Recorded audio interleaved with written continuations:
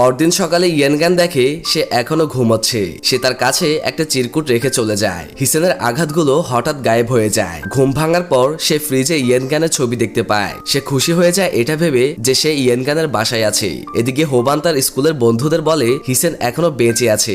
সবাই মনে করে সে মিথ্যে বলছে। তখন সে তার স্কুলের ড্রেস দেখায় যেখানে এখনো হিসেনের নাম লেখা আছে। তারা শিওর না এটা হিসেন নাকি তার ভূত। ইয়েনগান বুঝে যায় যাকে সে উদ্ধার করেছে সে আসলে হিসেন। সে তাড়াতাড়ি উঠে বাড়িতে যায়, কিন্তু সে হিসেনকে দেখতে পায় না। সে অনেক কষ্ট পায় এটা ভেবে যে হিসেন তাকে আবারও ছেড়ে চলে গেছে। তখন হিসেন বাথরুম থেকে বের হয় আর ইয়েনগানকে দেখে অনেক খুশি হয়ে যায়। সে অবাক হয়ে যায় কারণ ইয়েনগান এখনো আগের মতো যুবতী আছে। ইয়েনগান এখনো বিশ্বাস করতে পারে না যেন এটা একটা স্বপ্ন।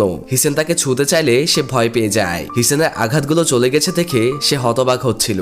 তখন বাড়ির মালিক এসে ইয়েনগানের উপর চিল্লাচিল্লি শুরু করে। পরের পর্ব দেখতে কমেন্টে পার্ট 9 লিখুন।